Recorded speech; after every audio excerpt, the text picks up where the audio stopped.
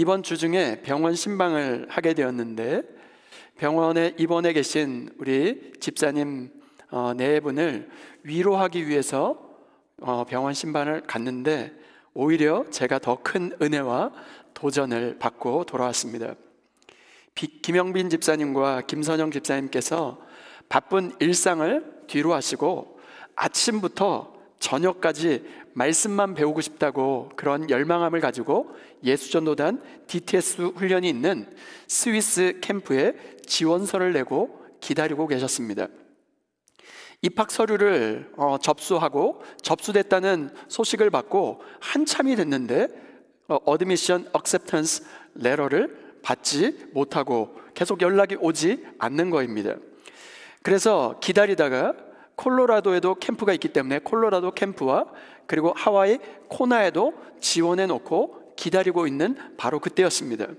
가장 먼저 시작할 수 있는 한국 제주도의 열방대학교에서 연락을 받고 한국으로 가셔서 훈련을 시작하게 되었습니다. 집사님께서 하시는 말씀이 하나님이 얼마나 좋으신 하나님이신지, 만일 우리 계획대로 스위스로 가게 되었다면 저희가 정말 큰 어려움을 겪게 되었을 거라는 것이었습니다. 한국에 나가서 훈련받는 그 기간 동안 김선영 집사님의 아버님께서 하나님의 부름을 받고 장례를 치르게 되었습니다. 얼마 있지 않아서 김영빈 집사님께서 쓸개에 담석이 생겨서 병원에 갔더니 담석보다도 더 위급한 전립선 암을 발견하게 되었습니다. 암이 부위가 너무 커서 12군데 바이옵시 조직 검사를 하게 되었는데 12개 모두 다 암이라는 판정을 받게 되고, 수술을 하려고 보니까 집사님께서 평소에 심장이 좋지가 않습니다. 그래서 그 수술 전신 마취를 해야 되기 때문에 심장 펌프 기능이 20%밖에 되지 않기 때문에 수술을 할 수 없다는 그 판정을 받게 되었습니다. 그래서 열심히 계단을 오르내리며 운동을 해서 40%까지 끌어올리게 되었는데, 40% 되어도 전신 마취를 수술하고 깨어나기 위험한 상황이기 때문에 그것도 위험하다는 거예요. 그러나 그 위험 부담을 우리가 감수하겠다라고 하는 사인을 하고 나서 수술을 은혜롭게 잘 마치게 되었습니다. 수술 이후에 미국에 돌아오셔서 수술 후유증으로 고생하시다가 입원하시게 되었는데, 병실에서 앉아서 정말로 대화하는 가운데 그 모든 과정들 가운데 하나님이 일하신 역사들을 고백하면서 이 성경 말씀이 직접적으로 살아서 역사하는 것을 경험했다라고 간증해 주셨습니다. 시편 23편 4절 말씀입니다. 내가 사망의 음침한 골짜기로 다닐지라도 해를 두려워하지 않을 것은 주께서 나와 함께 하심이라. 주의 지팡이와 막대기가 나를 안위하시나이다. 아멘이십니까? 사망의 음침한 골짜기와 같은 어떤 상황과 환경 가운데서도 해를 두려워하지 아니할 것은 하나님께서 나와 함께 하셨기 때문이라고 생생하게 간증해 주셨습니다. 아직 입원 중에 계시는데 여러분들 함께 마음 모아서 김영빈 집사님의 회복을 위해서 함께 기도해 주셨으면 좋겠습니다. 올 한 해 하나님께서 허락해 주신 은혜들을 기억하며 감사할 수 있는 오늘 추수 감사주일이 될 수 있기를 주님의 이름으로 축원드립니다. 오늘은 추수감사절 Thanksgiving 주일입니다. 그런데 여러분, 절기라고 했을 때 절기를 뜻하는 히브리어 그 단어가 모헤드라는 단어를 쓰는데, 모헤드는 어떤 의미냐면 appointed time, 무슨 말이냐면 정해진 시간, 정해진 날, 정해진 절기, 바로 appoint된 바로 그런 시간, 데이시라는 뜻입니다. 하나님께서 정하신 특별한 시간이라는 뜻이죠. 하나님께서 모헤드라는 단어를 통해서 정한 날에 하나님 앞에 나와서 하나님 앞에 경배드리라고 마련해 놓으신 것이 절기입니다. 그런데 유대인에게는 3대 절기가 있습니다. 그것이 유월절, 맥추절, 초막절, 세 가지 3대 절기가 있습니다. 그런데 이 3대 절기는 모두 다 감사절기였어요. 6월절은 어떠한 절기냐면 애굽에서 출애굽하게 된 그 모든 것을 하나님께 감사하는 절기였습니다. 맥추절은 봄날, 바로 봄의 첫 열매의 수확에 대해서 감사하는 절기가 맥추절이에요. 그리고 초막절은 어떤 절기냐면 애굽에서 출애굽하고 탈출해낸 바로 40년 동안 초막을 짓고 살았던 광야의 삶의 은혜를 기억하며 여호와 하나님께 감사하는 절기, 바로 초막절이 오늘로 그 이야기하면 추수 감사 절기입니다.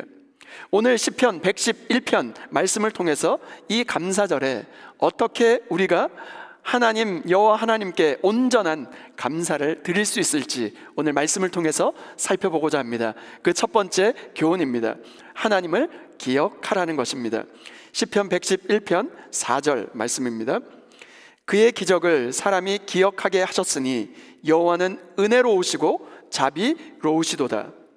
우리가 감사하기 위해서는 중요한 것 한 가지가 있는데 그게 무엇일까요? 그게 무엇이냐면 기억하는 것입니다. 우리가 무엇을 기억하는가에 따라서 어떻게 갈려지냐면 위기의 때 어떤 길을 낼 것인가, 우리가 뭐를 기억하느냐에 따라서 위기의 때 어떤 길이 이어질까, 그것이 결정됩니다. 우리가 무엇을 기억하는가에 따라서 우리가 어디에 힘을 쏟을 것인가가 결정됩니다. 하나님께서 사람으로 하여금 기억하게 하셨으니 라고 말씀하고 있습니다. 무엇을 기억하게 하셨을까요? 그것은 바로 하나님을 기억하게 하신 것입니다. 여러분, 창세기에서부터 요한계시록까지 성경 전체를 관통하는 여러 가지 주제가 있습니다. 그런데 아주 중요한 주제 중 하나가 무엇이냐면 기억이라고 하는 단어입니다. 신명기 24장 18절 말씀입니다.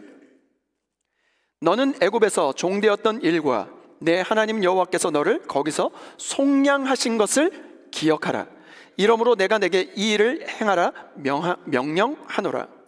하나님께서 이스라엘 백성에게 기억하라고 요구하신 것이 무엇일까요? 이스라엘 백성들에게 무엇을 기억하라고 말씀하신 것일까요? 애굽의 종되었던 그 처지, 그 정말로 비참함, 그것을 기억하라는 거예요. 그 당시에 애굽에 종살이를 했던 그 삶은 어땠을까요? 그야말로 희망이 없고 짐승만도 못한 삶이었습니다. 그것을 기억하래요. 거기에 끝나지 않습니다. 그런데 하나님 여호와께서 그 애굽의 압제와 고통과 신음하고 있는 이스라엘 백성들을 속량해 주신, 구속해 주신 하나님의 은혜와 하나님의 사랑을 기억하라는 것입니다. 출애굽기 20장 8절 말씀에 이렇게 기록되어 있습니다. 출애굽기 20장 8절 말씀입니다. 안식일을 기억하여 거룩하게 지키라. 이 말씀은 어디에 기록되어 있는 것입니까? 10계명 중에 4계명인 안식일을 지키라는 계명에 어떻게 말씀하고 있습니까? 안식일을 지키는 것에 대해서 하나님께서는 안식일을 기억하여 거룩하게 지키라고 말씀하고 있습니다. 여러분, 기억하려면 전제되어야 할 것이 있습니다. 기억, remember 하기 위해서는 반드시 그것을 이미 경험했다라고 하는 전제가 필요합니다. 여러분, 경험하지 못했고 보지 못했고 듣지 못했는데 기억할 방법이 어디 있겠습니까? 따라서 안식일을 기억하여 거룩히 지키기 위해서는 안식일에 대한 경험, 익스피리언스가 있어야 된다는 것입니다. 이 10계명을 하나님께서 이스라엘 백성들로 하여금 애굽의 종살이 그리고 노예의 가치관에서 건져내신 사람들이 지키는 계명이라고 생각해 본다면 여러분 어떻겠습니까? 주 안에 사랑하는 여러분, 오늘 우리는 이 안식을 경험하고 계십니까? 주님께서 구별하셔서 이 주님의 안식일, 특별히 감사절기로 드리는 추수감사주일에 무엇을 기억하며 이날을 거룩하게 지키고 계십니까? 우리가 안식일을 지킨다는 것은 우리가 하나님께서 지으신 그 창조 목적 안에 정말로 들어와서 주님 보시기에 심히 좋았더라 하는 그 상태로 회복하시고 고치신 그 하나님을 기억하고 기념하는 것을 뜻할 것입니다. 안식일을 지키기 위해서는 어떤 사람이 안식일을 지킬 수 있을까요? 하나님께서 애굽과 같은 그 세상의 가치관에서 우리를 건져내셨다라고 하는 하나님의 구속, 바로 구원을 기억하는 사람이어야 바로 안식일을 지킬 수 있다는 것입니다. 그런 의미에서 우리를 속량하시고 건져주신 여호와 하나님을 기억할 때 비로소 우리는 어떻게 할 수 있을까요? 여호와 하나님 앞에 감사와 찬양을 드릴 수 있게 되는 것이죠. 출애굽한 모세가 40년의 광야 생활을 마치고 이제 약속의 땅 가나안 땅에 들어가는 출애굽의 세컨 제너레이션 2세대를 향해서 강조해서 주는 메시지가 무엇이었을까요? 그것 역시 기억하라는 것입니다. 신명기 7장 17절 18절 말씀입니다. 내가 혹시 심중에 이르기를 이 민족들이 나보다 많으니 내가 어찌 그를 쫓아낼 수 있으리요 하리라마는 그들을 두려워하지 말고 내 하나님 여호와께서 바로와 온 애굽에 행하신 것을 잘 기억하되 40년 전에 이스라엘 백성들은 가나안 땅에 들어가기 위해서 어떻게 합니까? 열정탐꾼을 보냈죠. 보내고 돌아왔는데 무엇을 보고 이야기합니까? 거기에 가보니까 거대한 거인들, 안악자손들, 철병거를 끌고 가는 그 사람들을 보면서 크게 두려워하지 않았습니까? 그들과 비교해 봤을 때 우리는 메뚜기에 불과하다 말했습니다.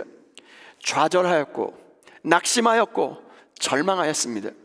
그리고 거기서 멈추지 않고 모세와 아론을 원망하기 시작했습니다.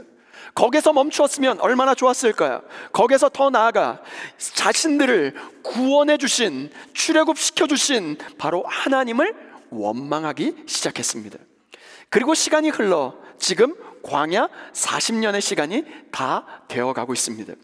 광야 생활을 끝내고 이제 가나안 땅에 들어가야 합니다. 그런데 문제가 생겼습니다. 비록 40년이라고 하는 시간이 지났지만 가나안 땅에 사는 사람들은 40년 전이나 지금 40년 후나 변한 것이 아무것도 없었다는 거예요. 상황은 바뀌지 않았고 현실은 바뀌지 않았습니다. 또다시 40년 전처럼 가나안 땅에 사는 사람들을 바라보면서 두려움에 사로잡힐 수밖에 없었습니다. 이런 상황 가운데 하나님께서는 모세를 통해서 이스라엘 백성들에게 주신 말씀이 무엇이었을까요? 두려워하지 말고 잘 기억하라는 말씀을 주신 것입니다. 무엇을 기억하라 말씀하셨을까요? 과거에 하나님께서 이스라엘 백성들을 향해서 행하셨던 일을 잘 기억하라는 것입니다. 그런데 여러분, 여기서 잘 기억하라는 말은 원문에서 그 의미가 이런 의미입니다. 잘 기억한다는 것은 반드시 기억하고 절대적으로 기억할 한 가지, 그것을 기억하라는 것입니다. 그러면서 19절 말씀에 이렇게 말씀하고 있습니다. 신명기 7장 19절 말씀입니다. 내 하나님 여호와께서 너를 인도하여 내실 때 내가 본 큰 시험과 이적과 기사와 강한 손과 편팔을 기억하라. 내 하나님 여호와께서 내가 두려워하는 모든 민족에게 그와 같이 행하실 것이요. 왜 우리는 과거에 가졌던 하나님의 놀라운 역사를 기억해야 되는 것일까요? 과거에 우리를 위해 일하셨던 하나님께서 오늘 우리의 삶 가운데 동일하게 역사해 주실 것이기 때문에 우리는 과거에 행하셨던 그 하나님의 역사를 기억할 필요가 있다는 것입니다. 과거에 하나님이 어떻게 하셨습니까? 이적과 기사와 강한 손과 편팔로 역사해 주신 그 하나님이 오늘도 우리의 삶 가운데 역사해 주실 줄 믿습니다. 우리가 믿는 하나님은 어제나 오늘이나 동일하신 하나님이십니다. 때로 우리는 현실 때문에 두려워할 수 있습니다. 낙심할 수 있어요. 두려워할 수 있습니다. 좌절할 수 있습니다. 풀리지 않는 문제로 인하여 답답해하고 막막해 할 수 있습니다. 그런데 그 상황 속에서 다시 일어나기 위해서 필요한 것이 무엇일까요? 함께 따라합니다. 하나님을 기억하라. 다시 일어나기 위해서는 우리가 다시 한번 과거에 행하셨던 정말로 강한 팔과 이적과 기사로 행하셨던 하나님을 기억해 내는 것입니다. 하나님의 인자와 긍휼이 무궁하심으로 우리가 진멸되지 아니함이니이다. 하나님의 선하심과 인자하심을 기억하는 것입니다. 하나님께서 여기까지 인도해 오셨고 우리를 도우셨고 인도해 주셨음에 에베네셀의 하나님을 기억하는 것입니다. 시편 111편 2절과 3절 말씀입니다. 여호와께서 행하시는 일들이 크시오니 이를 즐거워하는 자들이 다 기리는도다. 그의 행하시는 일이 존귀하고 어미하며 그의 의가 영원히 서 있도다. 여호와 하나님께서 행하시는 일들이 크시오니 그의 행하시는 일이 존귀하고 어미하심을 우리의 마음속에 새기면서 하나님의 크심을 기억하라 말씀하고 있습니다. 우리의 분주한 일상과 현실은 자꾸만 어떻게 합니까? 하나님을 잊어버리게 만들지 않습니까?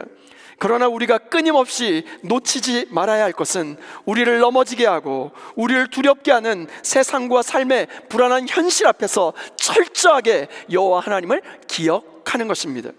하나님 앞에 엎드려 하나님의 위대하심을 기억하고 그 위대하심의 하나님의 놀라운 기적의 역사를 오늘 우리의 삶에서 직접적으로 경험할 수 있는 저와 여러분 모두가 될 수 있기를 주님의 이름으로 축원드립니다. 두 번째, 하나님께 감사하라는 것입니다. 1절 말씀입니다. 할렐루야, 내가 정직한 자들의 모임과 회중 가운데서 전심으로 여호와께 감사하리로다.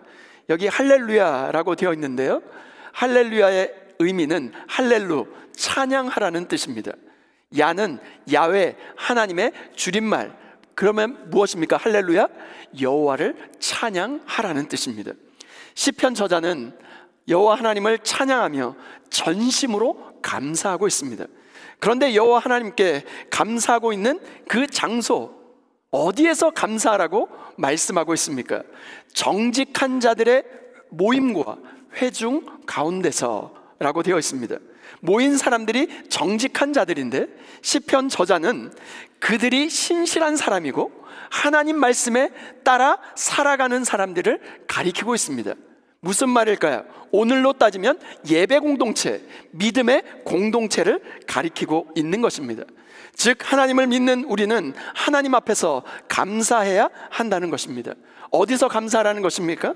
예배의 자리에 나올 때마다, 믿음의 공동체 안에서 믿음의 동역자들을 만날 때마다 우리의 마음 가운데 하나님께 드릴 정말로 첫 번째 고백이 감사의 고백이 되어야 된다는 것입니다.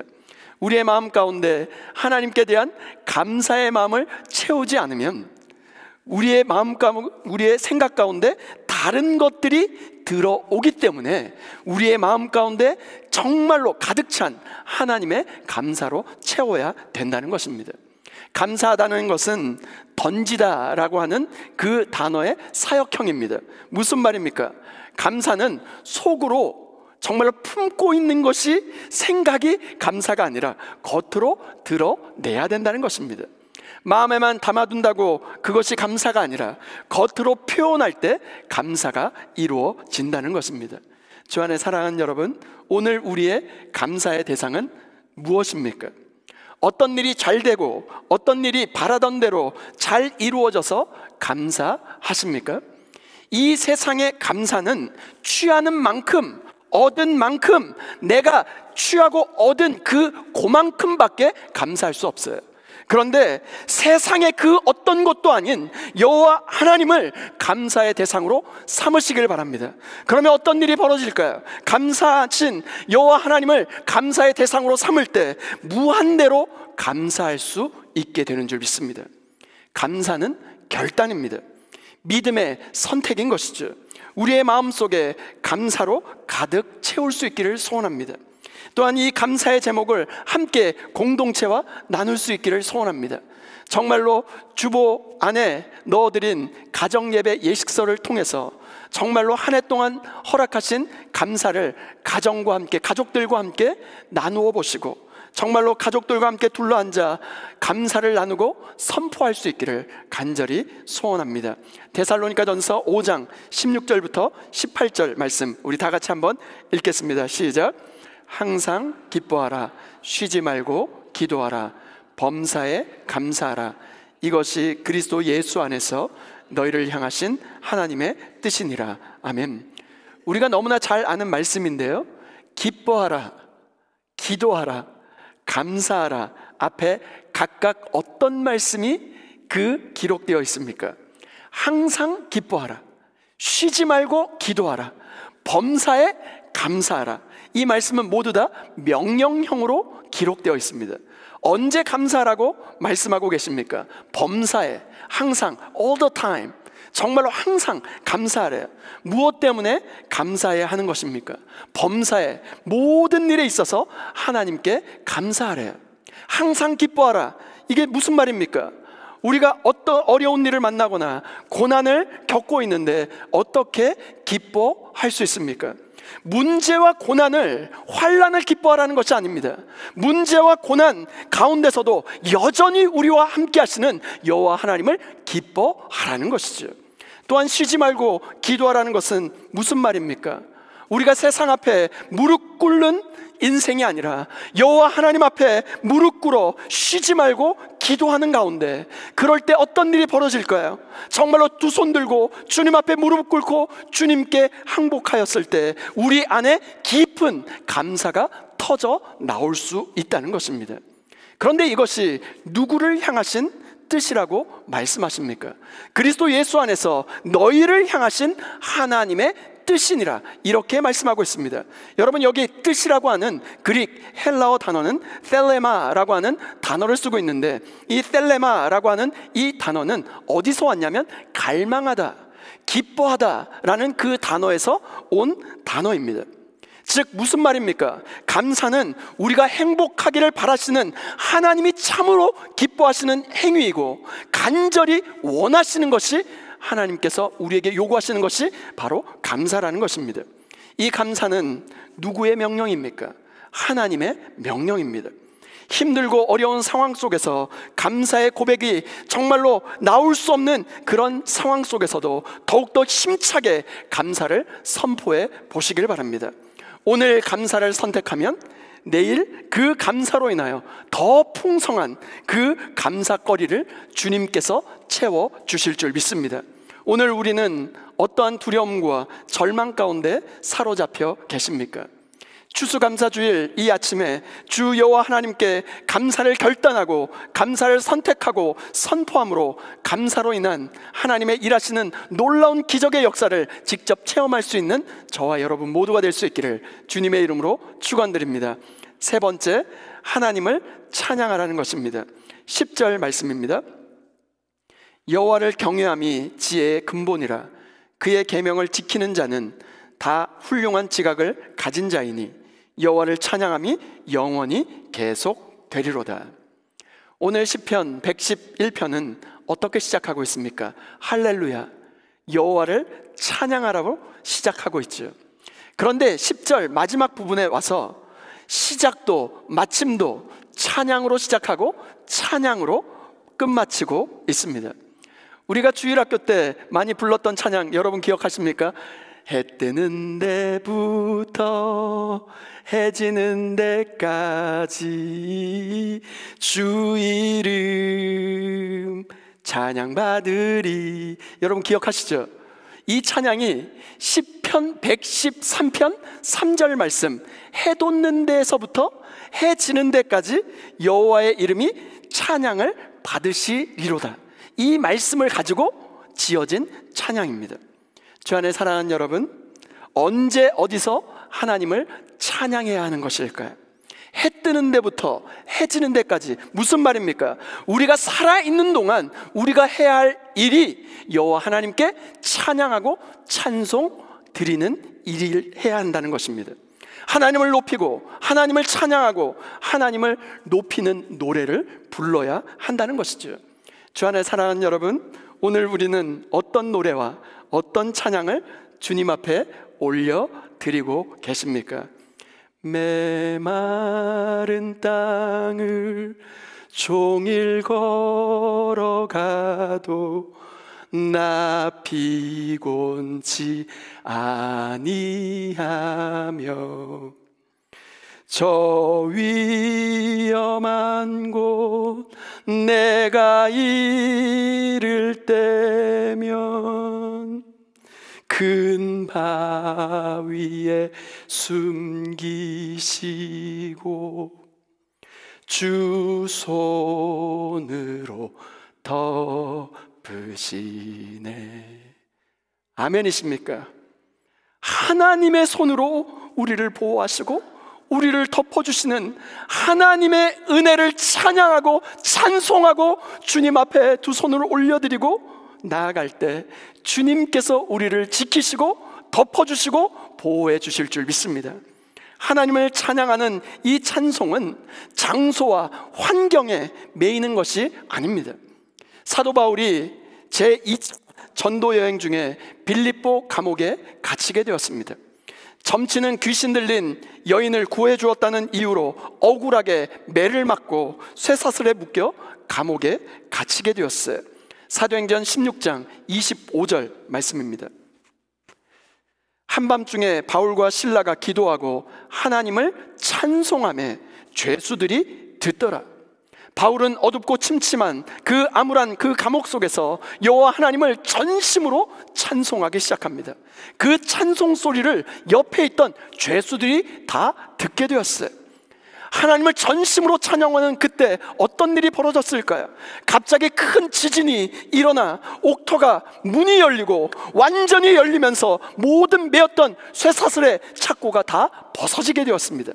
하나님의 기적의 역사, 구원의 역사, 이 어두운 감옥 속에서 전심으로 주님 앞에 찬양했을 때 쇠사슬에 묶인 채 찬송하는 이 찬양으로 말미암아 어떤 일이 벌어졌을까요? 그토록 유명한 한 구절, 이 구절이 바로 이 지점에서 기록되게 되었습니다. 우리 다 같이 한번 읽어볼까요? 사도행전 16장 31절 말씀입니다. 시작. 이르되 주 예수를 믿으라. 그리하면 너와 내 집이 구원을 받으리라 하고. 아멘. 성도인 우리는 슬픔과 고통의 환경 가운데서도 여전히 전심으로 여호와 하나님을 찬송해야 하는 이유가 바로 여기에 있습니다. 주님을 찬송함으로 말미암아 우리 안에 묶였던 모든 쇠사슬이 풀리며 하늘에서 부어지는 샬롬, 평안이 임하며 또 다른 새 생명의 역사로 이어지는 것입니다. 하나님은 조금의 실수도 용납하지 않는 분이십니다. 하나님은 실수가 없으신 분이십니다. 이 세상의 주권은 오직 여호와 하나님의 손에 달려있는 줄 믿습니다. 즉 우리의 모든 인생, 우리의 삶, 이 세상의 모든 역사는 여호와 하나님의 손에 주권으로 붙들고 지금도 역사하고 계신 줄 믿습니다. 우리 눈앞에 보이는 이 세상의 권력자의 손에 움직여지는 것이 아닙니다. 우리가 할 일은 오직 하나님의 위대하심과 어미하심 앞에 두 손을 들고 전심으로 주님을 찬송하기만 하면 됩니다. 우리가 마음을 다하여 전심으로 하나님 앞에 소리 높여 찬양할 때 이 찬양 가운데 임하시는 하나님의 놀라운 역사가, 찬양 가운데 역사하시는 하나님의 임재하심이 우리의 삶에 실제로 드러날 수 있기를 주님의 이름으로 축원드립니다. 오늘 말씀을 맺고자 합니다. 시편 30편 4절 말씀 우리 다 같이 한 목소리로 읽겠습니다. 시작. 주의 성도들아 여호와를 찬송하며 그의 거룩함을 기억하며 감사하라. 아멘. 우리 다 함께 따라해 보실까요? 여호와를 찬송하며 그의 거룩함을 기억하며 감사하라. 오늘 메시지 이 모든 포인트가 시편 30편 4절에 담겨져 있습니다. 추수감사주일 이 아침에 우리 모두가 마음 다하여 하나님을 기억하고 하나님 앞에 감사하고 하나님을 찬송할 수 있기를 주님의 이름으로 축원드립니다.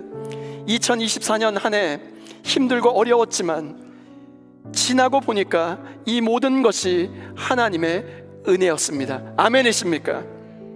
여러분의 목사로 여러분이 잘 되었으면 좋겠고 힘들지 않았으면 하는 바람이 있습니다. 어렵고 힘든 상황을 잘 이겨내셨으면 좋겠고 믿음으로 잘 극복해내셨으면 하는 바람을 가지고 여러분을 위하여 기도합니다. 그런데 모든 장애물과 문제를 이겨낼 수 있는 힘은 다른 데서 오는 것이 아닙니다. 다 함께 따라합니다. 하나님을 기억하라. 정말로 다시 일어날 수 있는 힘의 원천은 하나님을 기억하는 것입니다. 구속하시고 속량하신 위대하신 하나님을 기억하고 그분 앞에 겸손히 엎드릴 수 있기를 주님의 이름으로 축원드립니다. 그리고 도저히 감사할 수 없는 그 상황 속에서도 감사를 선택하시고 감사를 결단하시고 감사를 선포하시기를 소원합니다. 도저히 찬양할 수 없는 그 순간에도 전심으로 여호와 하나님을 찬송할 수 있기를 주님의 이름으로 축원드립니다. 우리를 사로잡고 있는 미래에 대한 두려움, 걱정, 염려, 근심, 불안이 사슬처럼 우리를 감싸고 에워싸고 있습니까?